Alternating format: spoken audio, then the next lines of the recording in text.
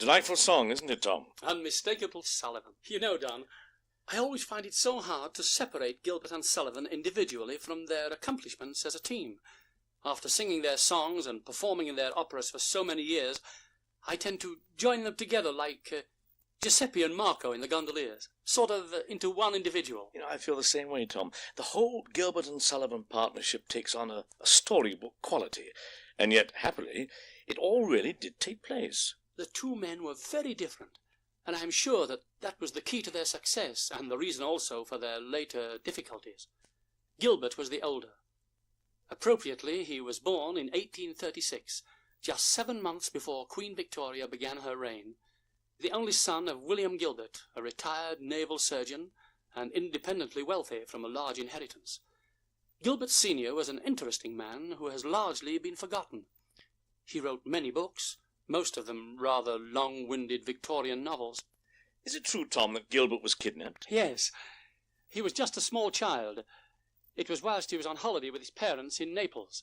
He was stolen and ransomed for £25. Gilbert probably was thinking of this when he wrote The Pirates of Penzance and The Gondoliers. Little is known about Gilbert's boyhood. His pet name as a child was Bab, and this, of course, was the origin of the Bab Ballads. Much later in life, in the theatre magazine, Gilbert was to say, "I was educated privately at Great Ealing and at King's College, intending to finish up at Oxford. But in 1855, when I was 19 years old, the Crimean War was at its height, and commissions to the Royal Artillery were thrown open to competitive examination. But the war came to a rather abrupt and unexpected end, and no more officers being required, the examination was indefinitely postponed. Among the blessings of peace may be reckoned certain comedies, operas, farces, and extravaganzas, which, if the war had lasted another 6 weeks, would, in all probability, never have been written." Failing a military career, Gilbert became a lawyer, and in 1866 attended at the Old Bailey. He described his first case, a woman prisoner, whom he defended unsuccessfully. "No sooner had the learned judge pronounced his sentence than the poor soul stooped down, and taking off a heavy boot, flung it at my head as a reward for my eloquence on her behalf. Accompanying the assault were a torrent of invective against my abilities as a counsel and my line of defence. The boot missed me, but hit a reporter on the head. Even while sitting at the bar, Gilbert's thoughts were elsewhere. Many of his sketches of prisoners, lawyers, and judges were characterized in his later operas. He began to write short poems and illustrated them, and eventually joined the staff of Fun magazine, producing his first play at Christmas, 1866. Less than a year later, in August of 1867, Gilbert married Lucy Turner, the daughter of an Indian officer, and they moved to a house in Kensington. The next years were busy ones for Gilbert. His poems were put together in the famous Bab Ballads, and he had a bestseller on his hands. His first few plays enjoyed moderate success, and by the age of 35, Gilbert was well known in London society. The stage was set for the fateful meeting with Sullivan.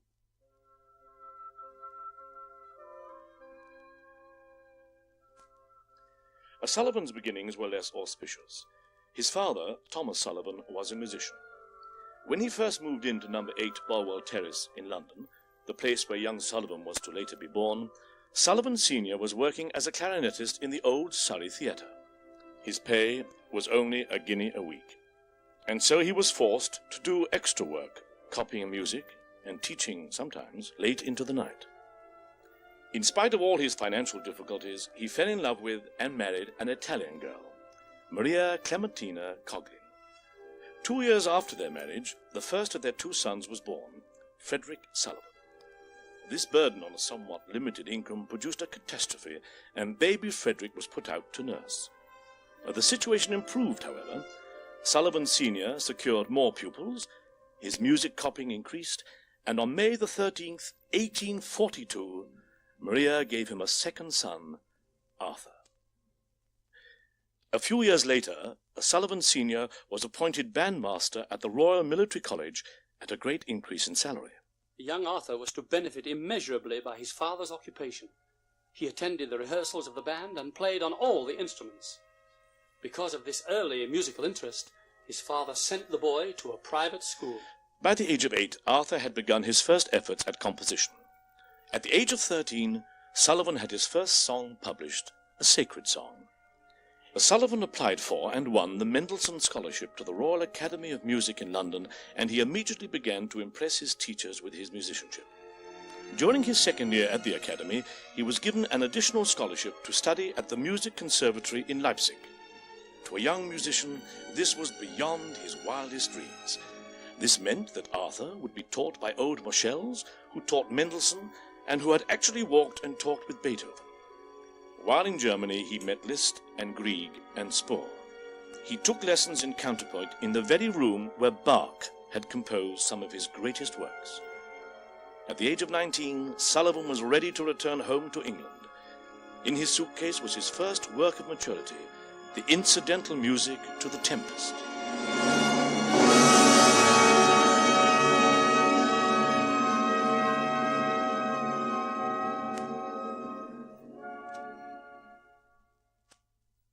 It was 1869 when the historic meeting was to occur. Appropriately, Gilbert and Sullivan met in an empty theatre on Regent Street. Sullivan made a polite remark, only to have Gilbert fire back vigorously. I am very pleased to meet you, Mr. Sullivan, because you will be able to settle a question which has just arisen between Mr. Clay and myself. My contention is that when a musician, who is master of many instruments, has a musical theme to express, he can express it as perfectly upon the simple tetrachord of Mercury, in which there are, as we all know, no diatonic intervals whatever, as upon the more elaborate diapason, with the familiar 4 tetrachords and a redundant note, which, I need not remind you, embraces in its simple consonants all the single, double, and inverted chords. Sullivan reflected a minute, asked for the question to be repeated, and then replied that it was a very nice point, and that he would like to think it over before giving a definite reply. Gilbert had lifted this passage into one of his plays directly from the Encyclopaedia Britannica.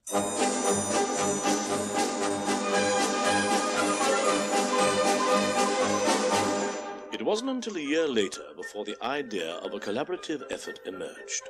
In 1871, John Hollingshead, the manager of the Gaiety Theatre in London, persuaded the two men to join together and announced that he was going to present a new comic opera by Mr. Gilbert entitled Thespis, with music by Mr. Sullivan. Thespis is the opera that everyone has largely forgotten. Despite all of our wishes to the contrary, we probably never will know exactly what it was like because the musical score was lost. There were great difficulties rehearsing under the naked gas jets known as tea-pieces. Gilbert spoke of this. The piece flounders through rehearsal. The dingy theatre, lighted by a tea-piece in front of the stage, which has no perceptible effect at the back.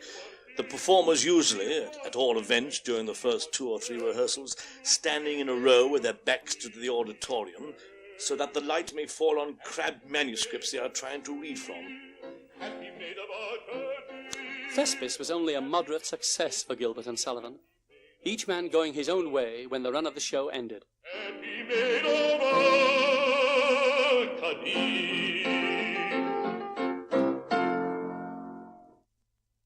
Gilbert was to be represented continuously in the West End over the next few years with a series of successful plays. Sullivan, too, enjoyed success with numerous songs and monumental choral works. When the Prince of Wales recovered from typhoid fever, it was Sullivan who was called upon to write a Te Deum, which, when performed at the Crystal Palace, had a gigantic chorus and, believe it or not, an orchestra of 2,000 and royalty in the audience. It was during this period that Sullivan first experienced the agonies of kidney stones, which were to plague him until his death. The year 1874 was ending. Sullivan and Gilbert were as dissimilar as they could be. Their one joint effort was forgotten, each man achieving success in his own field. Who could ever imagine that they would come together again? One man did. His name was Richard Doyley Cart. D'Oyly Carte was the catalyst that Gilbert and Sullivan needed, and his arrival on the scene was indeed fortuitous.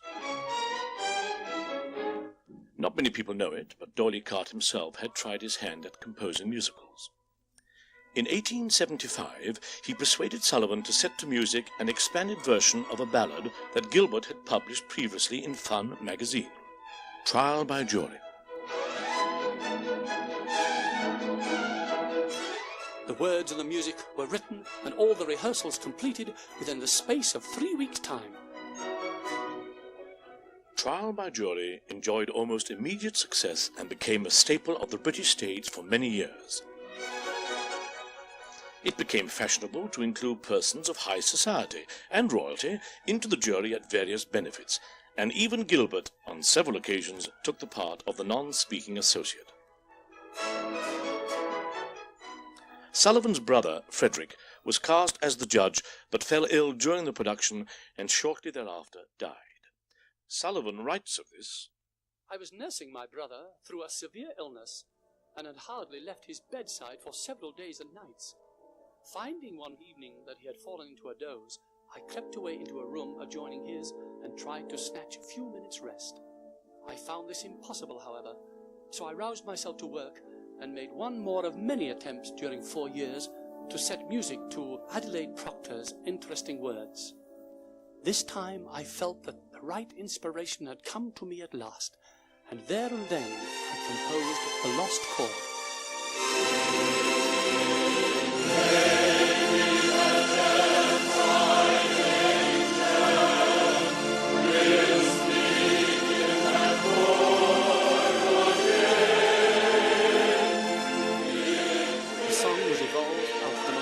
Circumstances, and was the outcome of a very unhappy and troubled state of mind.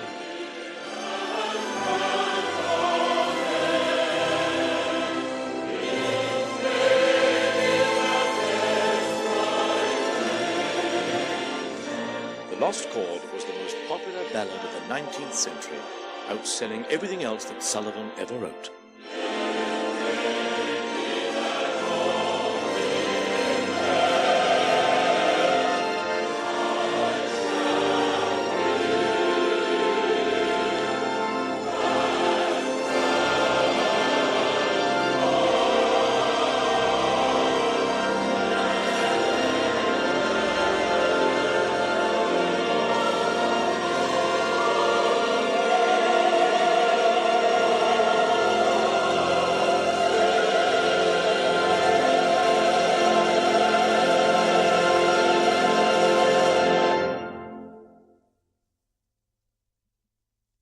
D'Oyly Carte knew he had a winner in Gilbert and Sullivan, but he was not able to produce plays at his own expense, so he went out, found backers, and formed the Comedy Opera Company.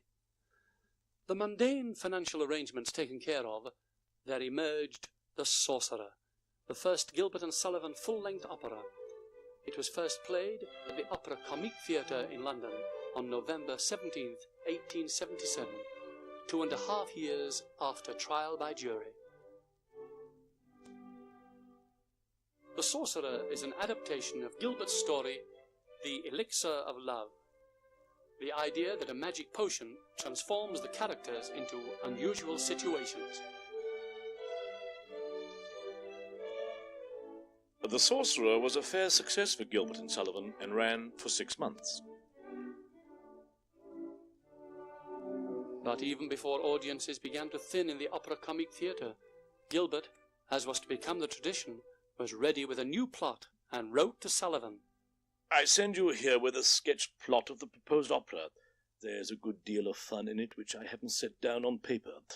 Among other things, a song, kind of a judge's song for the First Lord, taking his career as office boy in cotton broker's office, clerk traveller, junior partner, and First Lord of the British Navy.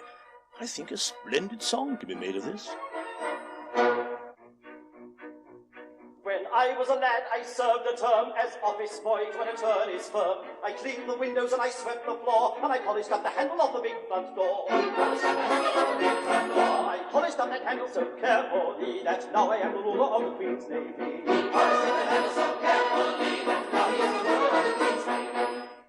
plot, of course, was for HMS Pinafore, the first truly gigantic success. Gilbert had gone to extraordinary trouble to absorb the nautical atmosphere. He roamed around the decks of Nelson's flagship, HMS Victory, in Portsmouth Harbour, sketching the rigging and outline of the deckhouse. He even lured Sullivan down to Portsmouth to inspect the ship. Finally, on May 25th, 1878, HMS Pinafore opened. The papers were kind, except for the Daily Telegraph, which described it as a frothy production destined soon to subside into nothingness.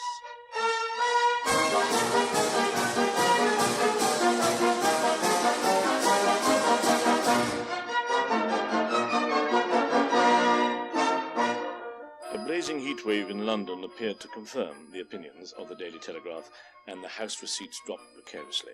But Sullivan inserted some of the Pinafore music into a promenade concert at Covent Garden, where it enjoyed tremendous success. People began talking about Pinafore music, and as the weather turned cooler, Pinafore caught on.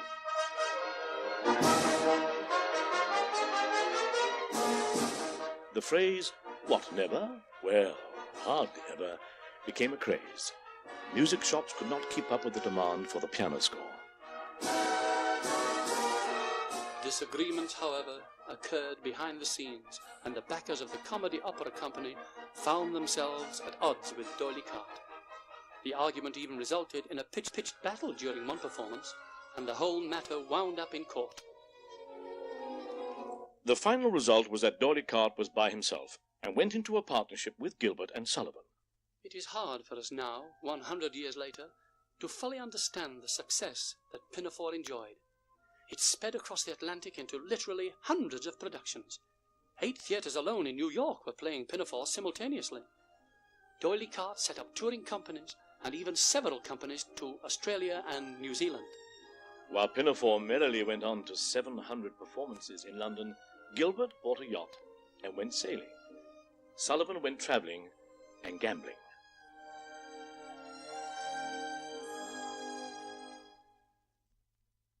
The enormous success that Pinafore enjoyed in America did not bring money into the coffers of Gilbert and Sullivan, and both men resolved that they would endeavour to obtain a copyright in America by personally producing their next show there. The plan that evolved was a simultaneous production in England and the United States. In November 1879, D'Oyly Carte, Sullivan and Gilbert landed in America. With them was the partially finished The Pirates of Penzance. Sullivan comments, "We had been rehearsing the Pirates, and it was but 2 or 3 days before the performance that the whole band went on strike. They explained that the music was not ordinary operetta music, but more like grand opera. I told them that I should go on with the opera, playing the pianoforte myself, with my friend Mr. Alfred Sellier at the harmonium, and that we should have a very much finer band than we could get in New York. The upshot of it all was that the band gave in, and everything went along smoothly." Sullivan worked night and day in his hotel room on East 20th Street in New York. He spent the Christmas of 1879 finishing the full score, and finally, on the last day of that year, the premier American performance of The Pirates of Penzance was given. A few hours earlier, a simultaneous performance had been given in a small theatre on the Devon coast to secure British copyright.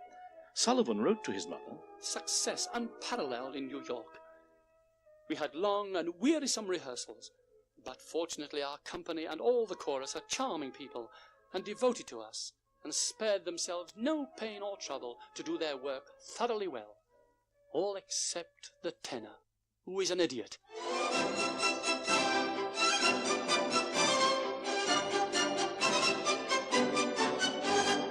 The Pirates of Penzance was another big success for Gilbert and Sullivan on both sides of the Atlantic. Gilbert's fertile imagination now fastened on the aesthetic craze that had swept through the fashionable salons of London. The passion for languid fashions and medieval English posturing. So Gilbert selected Oscar Wilde and his followers of the new aesthetic craze as a target for his next opera satire. The result, of course, was Patience.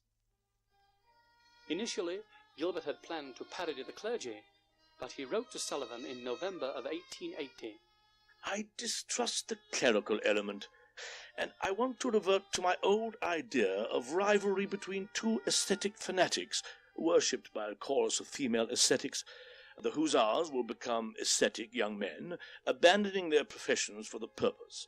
In this latter capacity, they will all carry lilies in their hands, wear long hair, and stand in stained-glassed attitudes.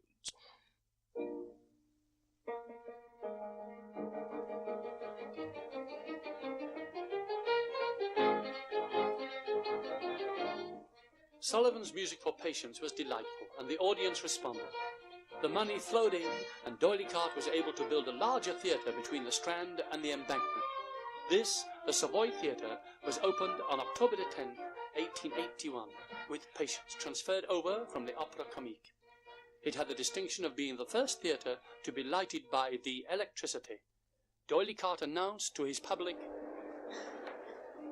"This is the first time that it has been attempted to light any public building entirely by electricity. What is being done is an experiment and may succeed or fail.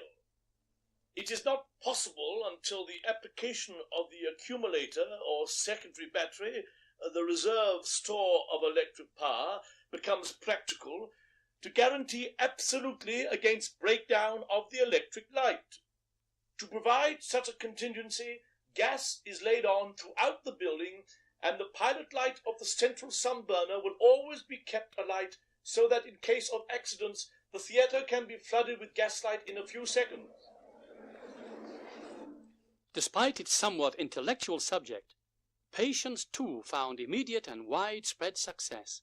Doyleycart cleverly sent Oscar Wilde to America before opening the American productions of Patience, so the colonists could see exactly what the satire was all about.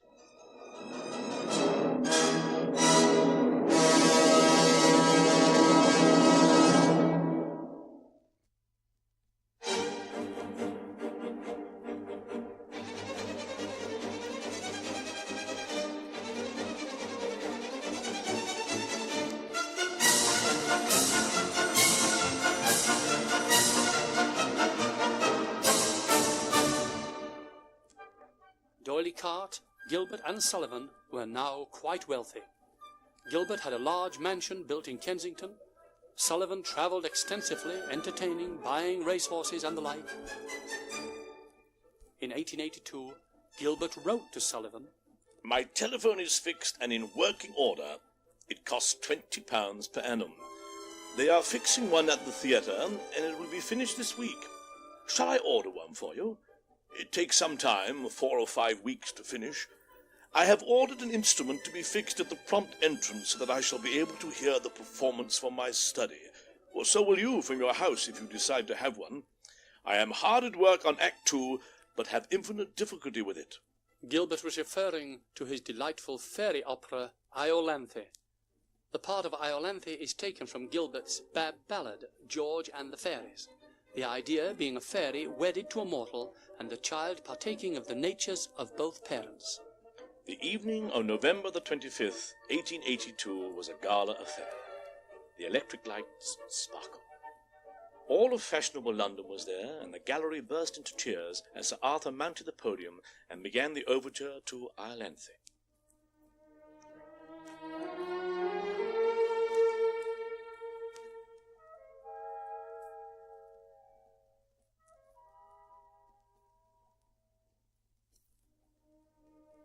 The audience didn't realize that only that morning Sullivan had received news that his brokers were bankrupt and that his life savings of £7,000 were gone. He gave no sign of this disaster throughout the evening, but was to confide to his diary that he felt very low.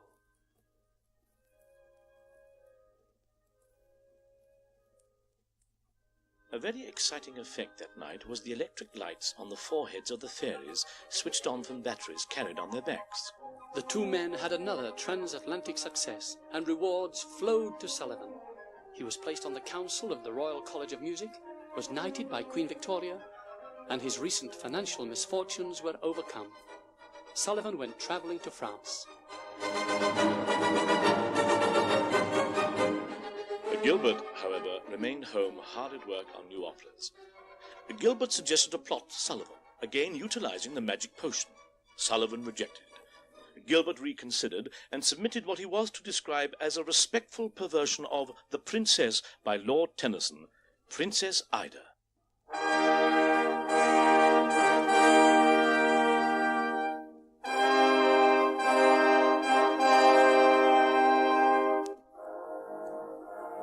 This is the only Gilbert and Sullivan opera in 3 acts, and it is set in blank verse.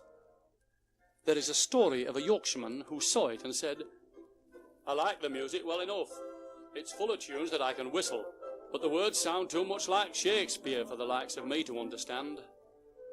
Perhaps it is this sentiment that underlines the reasons why Princess Ida did not win the success of most of the other operas.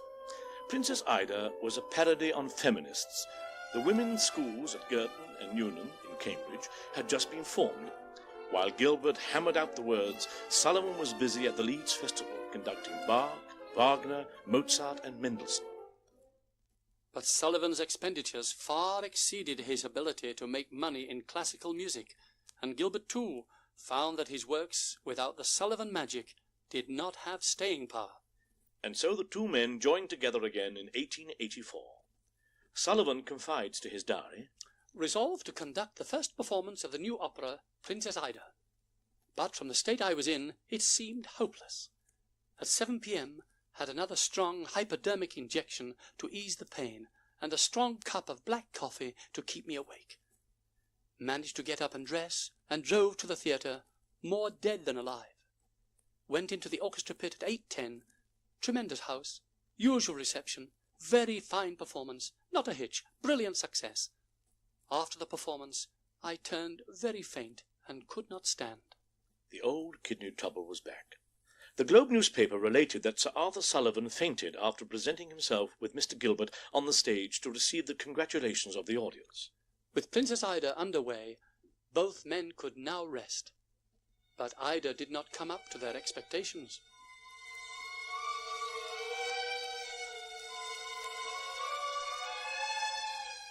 As the receipts fell off, the two men began to argue. Gilbert once again suggested the magic potion plot, which Sullivan rejected. Sullivan wrote in his diary, "I was obliged to reject the subject, as it makes the whole piece unreal and artificial. Long argument. No concession on either side. Complete deadlock." Gilbert retaliated. "You understand how faintly I grasp your meaning when I tell you your objections to my libretto really seem arbitrary and capricious." "I don't like the lozenge plot. I stick to my objection." The argument continued until Gilbert seized on a new idea.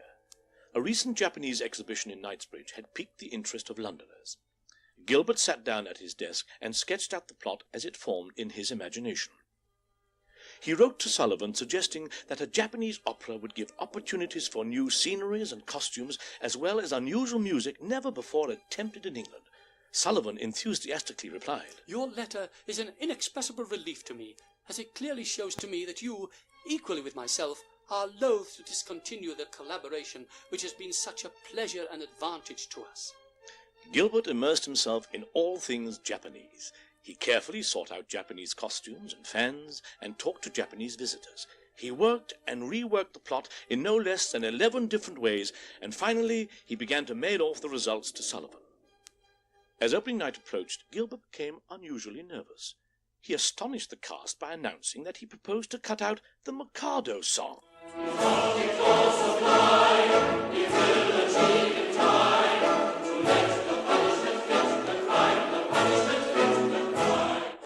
The chorus rose as one and prevailed upon him to leave it in, and Gilbert for once in his life acquiesced. March the 14th, 1885, saw the opening of The Mikado, the opera that was to be one of the most popular in all of the English language and make more money for the trio than any other efforts.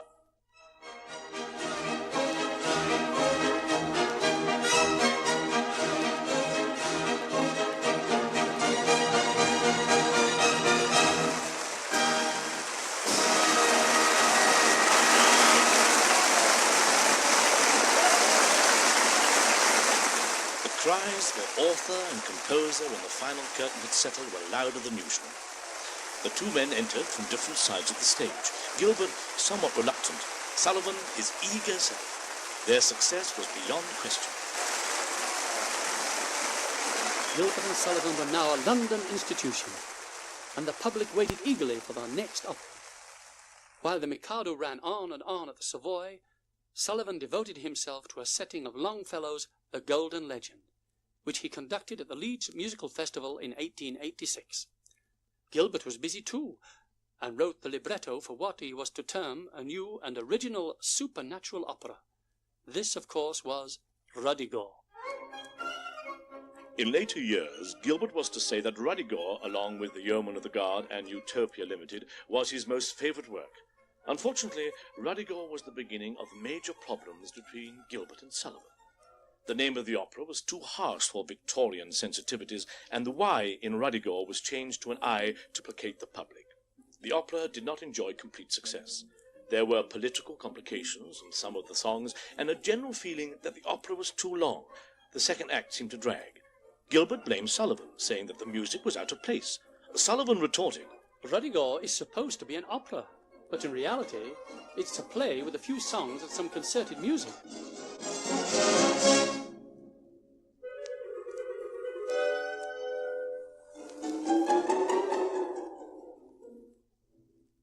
Old antagonisms were renewed, and the financial failure of Ruddigore did not help matters.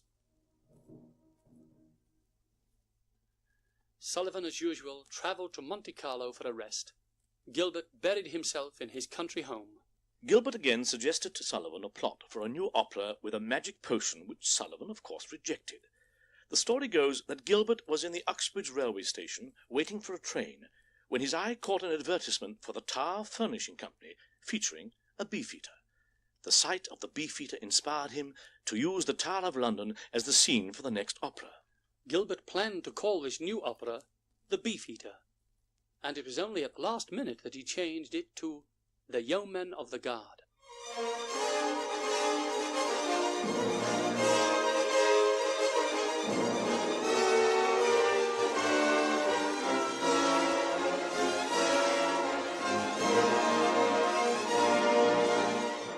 The audience was surprised on the night of October the 3rd, 1888, when The Yeoman of the Guard opened.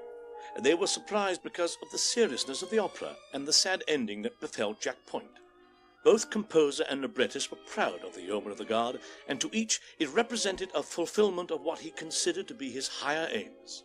To Sullivan, Yeoman approached grand opera. To Gilbert, it was a step away from frothy comedy. For D'Oylicart, Yeoman was financial success.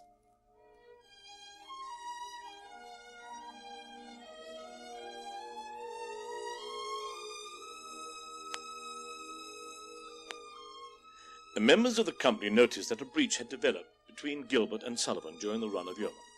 The differences in their artistic temperaments and ambitions had driven them apart, and their arguing became public. As receipts for Yeoman fell off, Sullivan wrote to Gilbert, My dear Gilbert, I confess that the indifference of the public to The Yeoman of the Guard has disappointed me greatly, as I looked upon its success as opening out a large field for works of a more serious and romantic character. If the results mean a return to our former style of piece, I must say at once, and with deep regret, that I cannot do it.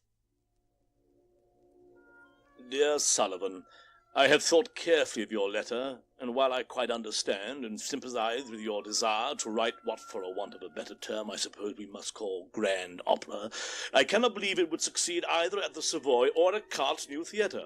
My dear Gilbert, but now we must decide, not argue. You say that in a serious opera you must more or less sacrifice yourself. I say that this is just what I have been doing in all of our joint pieces. I am bound in the interests of the piece to give way, hence the reason of my wishing to do a work where the music is to be the first consideration, where words are to suggest music, not govern it.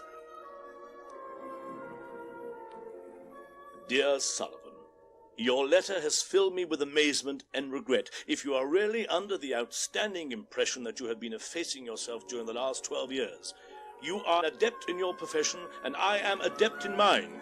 If we meet, it must be as master and master, not as master and servant.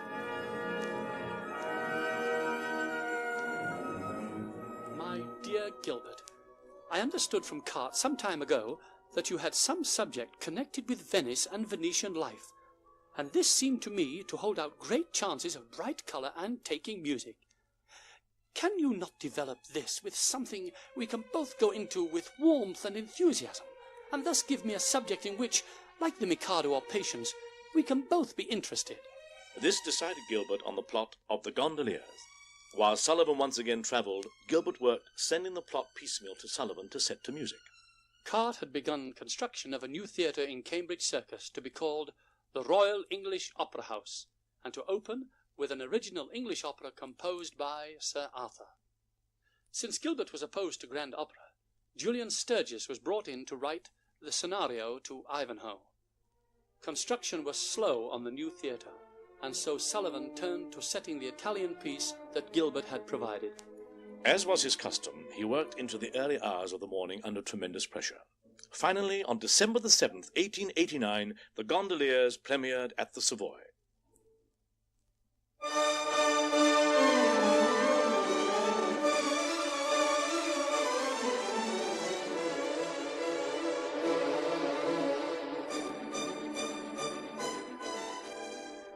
The Gondoliers was a return to Gilbert and Sullivan of the old style, fanciful, light-hearted, and found immediate response with the public. It was to be the one Gilbert and Sullivan opera that received a command performance by Queen Victoria.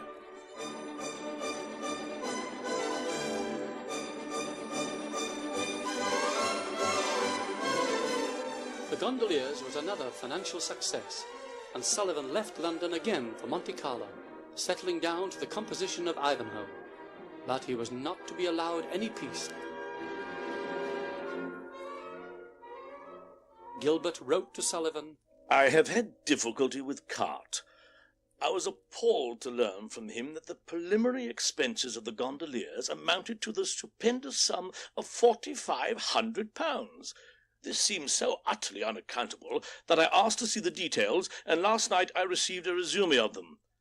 The most surprising item was £500 for new carpets for the front of the house. I pointed out to Cart that we, that's you and I, were by our agreement liable only for repairs incidental to performances, that new carpets could not possibly be repairs. He declined to go into this question. He said that if I was dissatisfied with the existing state of things, I had only to say so. I replied that I was dissatisfied. He said, well then, you write no more for the Savoy. My dear Gilbert, my object now is to do nothing to add fuel to the fire, and consequently I hold entirely aloof from taking part in this unhappy dispute. Sullivan's unwillingness to enter the argument enraged Gilbert, and the matter was placed in the hands of attorneys. When the case eventually came up, Gilbert was awarded a settlement. Having won in court, Gilbert's anger subsided, and he held out peace offerings to both Cart and Sullivan. But Sullivan was busy with his grand opera, and his fondest dreams were to be realized.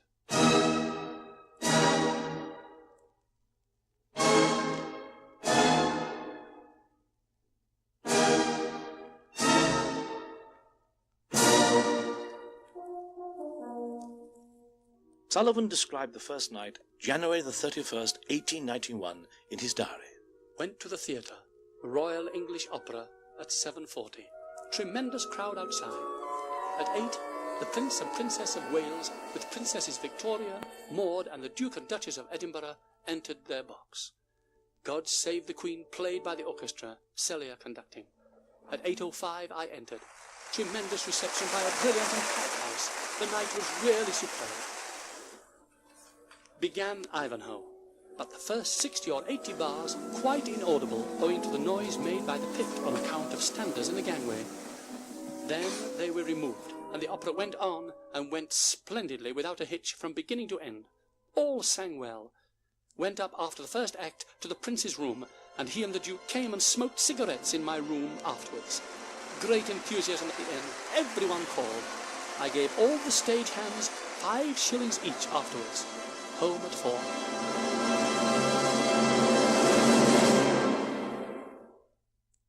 Sullivan received letters from Gilbert in a friendly tone, and he wrote back to Gilbert. Dear Gilbert, let us meet and shake hands. We can dispel the clouds hanging over us by setting up a counter-irritant in the form of a cloud of smoke.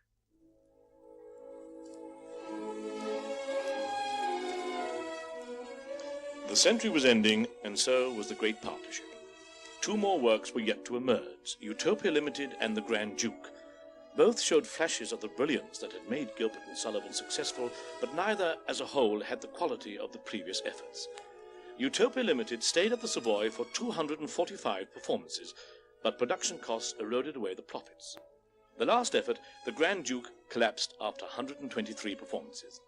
It was clear that the Gilbert and Sullivan saga had ended. But something else had become apparent as well. Revivals of the earlier operas met with immense success. As the century drew to a close, HMS Pinafore was running to packed houses at the Savoy, with Walter Passmore as Sir Joseph Porter. Doricart fell seriously ill, but his wife decided to stage a revival of Patience. Sullivan wrote to Mrs. Cart, I thought that if three such frightful wrecks as Gilbert, Doyley, and myself were to appear on the stage at the same time, it would create something more than a sensation. It wasn't my intention to come to the first night of Patience, but if it would really please Gilbert to have me there and go on with him, I will come. Let us bury the hatchet and smoke the pipe of peace. I have no doubt we can get both from the property room, and if the result is to relieve Gilbert of some of that awful gout, I shall be well pleased. But Sullivan was racked with his old kidney ailment, and at the fall of the curtain, only Gilbert and Doricart went on the stage to take the curtain call. Sullivan writes, Felt very seedy all day, pain from kidney trouble, awfully nervous and in terror about myself. My dear Sullivan, I would be glad to come up to town to see you before I go, but unfortunately, in my present enfeebled condition, a carriage journey to London involves my lying down a couple of hours before I am fit for anything, besides stopping all night in town. The railway journey is still more fatiguing. I have lost 60 pounds in weight, and my arms and legs are the consistency of cotton wool. I sincerely hope to find you all right again on my return. Yours very truly, W.S. Gilbert.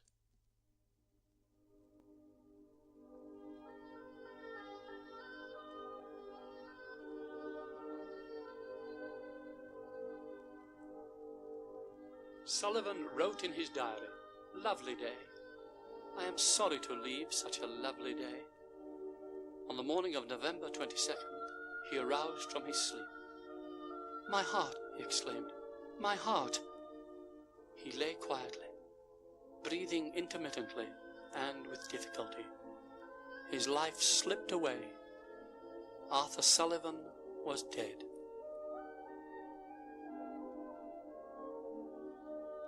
It was Gilbert who suggested to Sullivan's nephew a quotation to be inscribed in the Savoy monument to Sir Arthur.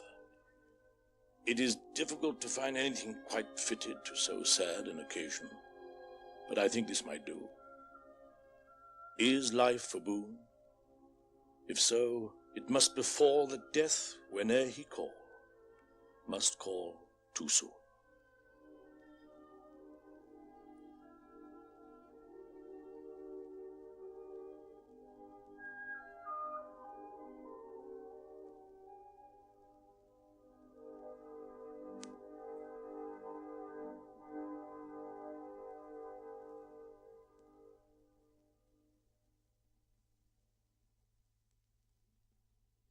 As the new century began, Gilbert lived the life of a country squire at his home in Harrow Weald. He occasionally went to London and visited with his old friends, but for the most part he remained in the country. He became philosophic, and when, in 1906, he was invited to speak as guest of honour at a dinner for 450 people, he spoke affectionately of his old friend and invaluable co-worker, Arthur Sullivan. When Sullivan and I began to collaborate, English comic opera had practically ceased to exist. Such musical entertainments as held the stage were adaptations of the plots of Offenbach, Aubert, and Lecoq. We resolved that our plots, however ridiculous, should be coherent, that our dialogue should be void of offence, that on artistic principles no man should play a woman's part and no woman a man's. Finally, we agreed that no lady of the company should be required to wear a dress that she could not wear with absolute propriety at a private fancy ball, and I believe I may say that we proved our case. In June of 1907, Gilbert received an offer of knighthood. 1 month later, he was tapped on both shoulders by Edward VII.